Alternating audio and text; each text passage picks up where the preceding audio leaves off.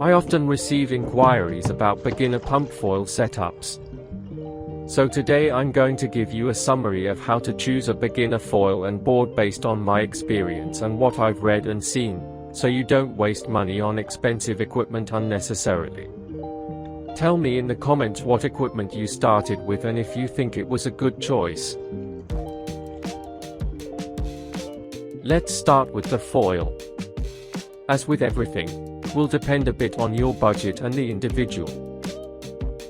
The cheapest, but viable, option for learning is to buy a used low-aspect foil. These are wide foils with an area of between 2000 and 2800 cm squared and a wingspan, distance from tip to tip, of between 90 cm and 1 meter.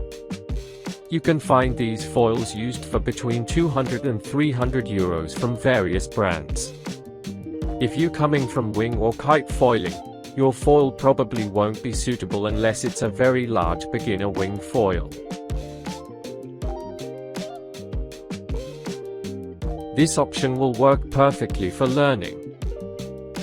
In fact, it's how I learned with an old Gong Rise XXL foil with a 100 cm wingspan and 2500 square centimeters area, weighing 70 kilograms. I did it in just 15 days, starting from scratch, with no prior foil experience. Faster than many who start with expensive foils. But this option is only for learning to pump for up to 30 or 40 seconds.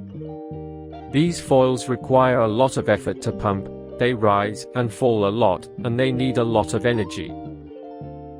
You'll know you need to switch to a foil more specialized for pump foiling when, after about 30 seconds, you fall into the water because it's exhausted, not because of a balance issue.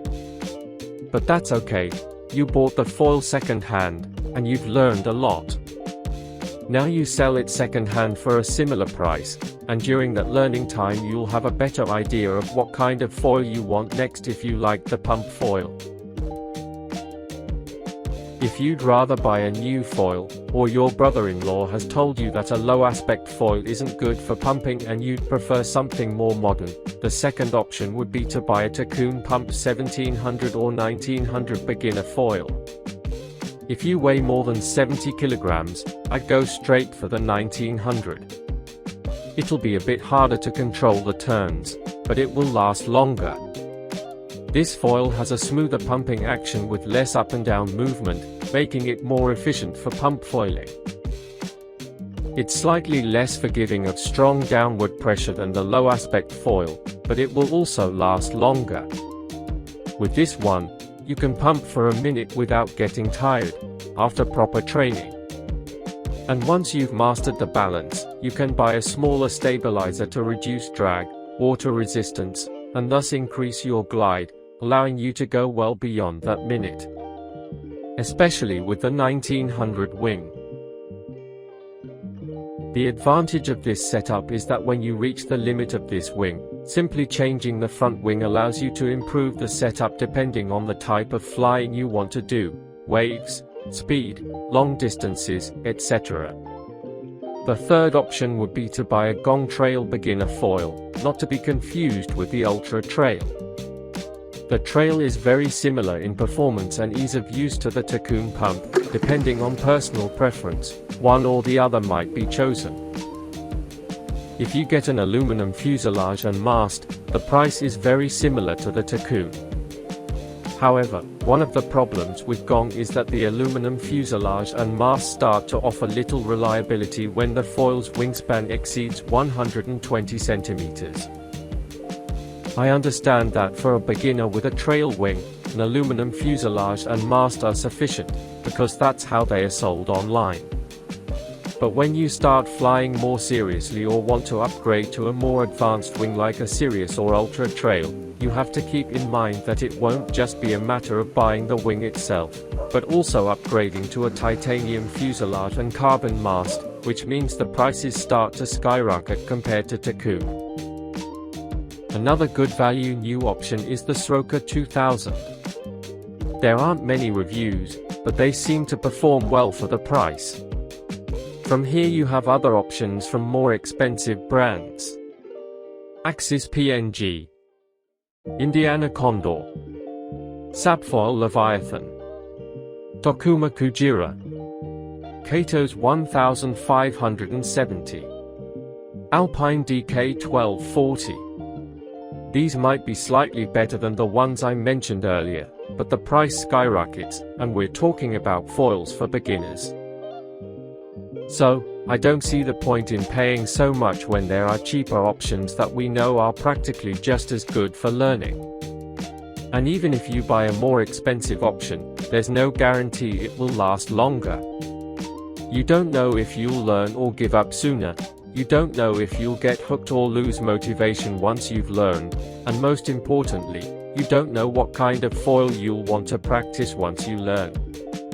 Maybe you want to do long rides and want a big, slow foil. Maybe you like speed and want a small, fast foil. Maybe you like waves and want one that's easy to turn. Maybe you like downwind riding and want one to match. Therefore, if it's for a beginner foil, I don't see the point in investing so much money.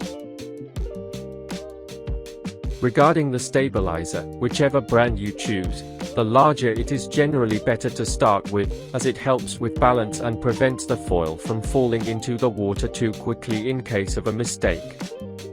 Once you have your balance under control, you can gradually reduce the stabilizer size to optimize performance and go further. As for the fuselage, it's more or less the same. The longer the better, the foil will be more stable and flatter, and easier for a beginner to control. Regarding mast size, the standard size is 75 cm, 70 cm will also work, but anything shorter than 70 cm offers very little room for maneuverability, so I don't recommend it. Going up to 80 or 85 cm might be beneficial if your dock is very high, otherwise, those extra centimeters will only add weight and instability.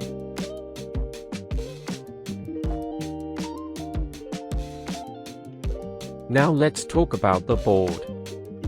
The board is more important than it seems. To begin with, forget about learning with inflatable boards or SUPfoil boards. These boards are very heavy, difficult to handle, and require a lot of effort to pump efficiently. Starting with the cheapest option would be to make yourself a wooden board. For the first few sessions, it's sufficient. You're going to fall into the water constantly no matter what board you have, so at least you don't have to worry about hitting the board while you're still getting used to moving around the pier with the foil. I made mine from a piece of pine wood I found in the trash, putting EVA foam on top to prevent slipping, although I still needed booties because it didn't provide enough grip. If you're handy and want to do it properly, it's best to use Paulownia wood, which is very hard and relatively lightweight. The next option is to use a small kite board. They come in many styles and materials. The smaller and lighter, the better, obviously. The next option is to use a SUPfoil board.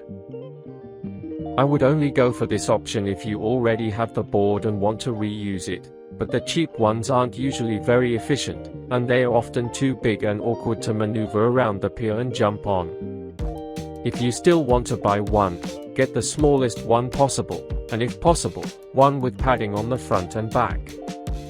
Wax might be enough for surfing, but for pump foiling, you need a firmer grip, and booties will be a must.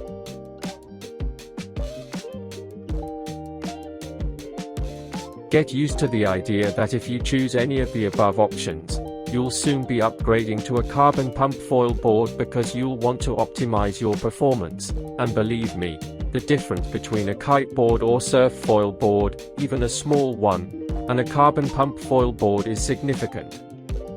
If you decide to buy a specialized board, the typical, cheaper options that perform very well for beginners and intermediates are the Gong Trail and Takoon Pump. There are better boards with different surface shapes to aid in maneuvers, but they are also considerably more expensive, and a beginner won't benefit from them. In fact, There are very skilled riders who still use these boards and don't need anything more. As for size, they usually range between 80 and 95 centimeters. In principle, an 80 centimeters board is more than enough for everything. Unless you're very tall, it's a bit lighter and more practical. But especially for beginners, that extra space on the 95 centimeters board is sometimes appreciated, whether for placing your hands or for feeling a little less intimidated during those first drop starts. A few extra liters also help when paddling back to the dock.